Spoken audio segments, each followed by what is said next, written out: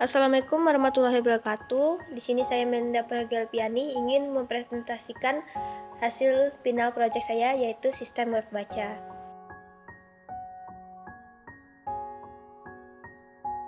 Pendahuluan, dalam era digital yang terus berkembang, literasi digital telah menjadi inti dari kehidupan kita sehari-hari. Salah satu cara utama untuk berpartisipasi dalam literasi digital adalah dengan mengakses dan berbagi karya tulis mulai dari artikel berita hingga buku digital. Topik tentang sistem web baca. Project System.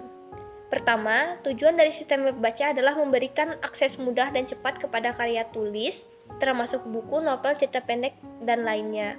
Kedua, ruang lingkup ini mencakup penggunaan sistem aplikasi baca oleh penulis dan pembaca, termasuk cara mereka memanfaatkan platform tersebut untuk memuat, mengakses, dan berbagi karya tulis. Diagram alur DPD 0. Ini adalah diagram alur DPD level 0 untuk sistem web baca.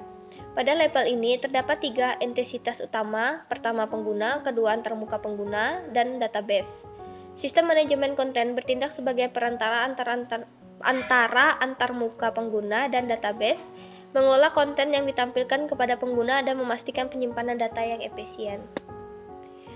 Diagram alur DPD level 2. Penjelasan singkat. Pertama, adanya pengguna. Kedua, antarmuka pengguna. Ketiga, proses pencarian dan tampil konten. Keempat, database. Kelima, proses penyimpanan dan pengambilan data. Diagram alur DPD level 3. Pertama, algoritma pencari konten. Kedua, input pencarian dari pengguna. Ketiga, tampilkan hasil pada antarmuka. Keempat, konten yang cocok dengan pencarian. Identifikasi aktor. Ada 2 aktor. Pertama, administrator. Kedua adalah pengguna, yang terbagi menjadi penulis dan pembaca. Administrator bertanggung jawab untuk melihat sistem sehari-hari, termasuk menghapus data yang tidak sesuai dalam sistem. Aktor dengan hak lebih banyak karena menggunakan pengaturan sistem. Mereka dapat mengelola data web dan mengontrol pengguna lain. Pengguna adalah mereka yang menggunakan pengaturan sistem.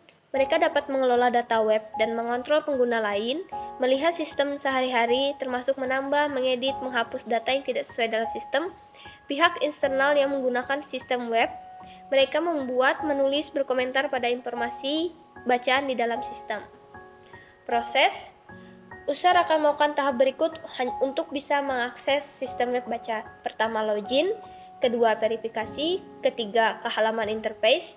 Keempat, pencarian bacaan. Kelima, rekomendasi cerita berdasarkan minat. Keenam, interaksi dengan sesama pengguna. Ketujuh, manajemen konten. Adapun karakteristik pengguna adalah: pertama, familiar dengan penggunaan komputer atau laptop. Kedua, memiliki pemahaman tentang cara menggunakan situs web. Ketiga, mampu menggunakan fitur-fitur sistem sehingga tidak mudah melaporkan masalah. Keempat, terbiasa dengan konsep dasar penyimpanan. Kelima, dapat menulis sesuatu dengan baik dan benar. Keenam, orang-orang dengan ide kreatif menyalurkan ide-idenya. Deskripsi proses. Pertama, pengguna. Ini adalah entitas eksternal yang membuat sesuatu di dalam sistem web baca. Kedua, antarmuka pengguna. Dalam sistem web baca memiliki beberapa tujuan utama yang bertanggung jawab untuk meningkatkan pengalaman pengguna dan mempermudah interaksi antara pengguna dan sistem. Beberapa tujuan tersebut melibatkan: pertama, keterbacaan dan navigasi yang mudah. Kedua, kemudahan pengguna.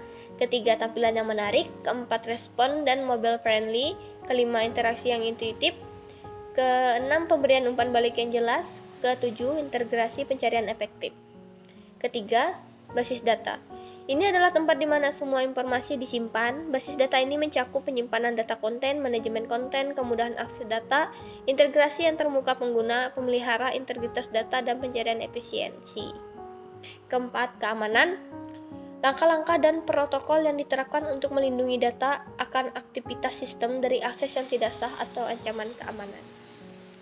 Kesimpulan, sistem web baca adalah solusi modern untuk mendukung aksesibilitas informasi melalui platform online. Dengan adanya sistem ini, pengguna dapat dengan mudah menjelajahi dan mengakses berbagai jenis konten secara mudah. Meskipun demikian, perlu diperhatikan aspek keamanan dan privasi dalam pengembangan sistem ini. Semoga perkembangan teknologi terus membawa inovasi untuk meningkatkan pengalaman membaca online dan memberikan manfaat positif bagi pengguna. Demikian yang dapat saya sampaikan. Atas kurang dan lebihnya, saya mohon maaf. Assalamualaikum warahmatullahi wabarakatuh.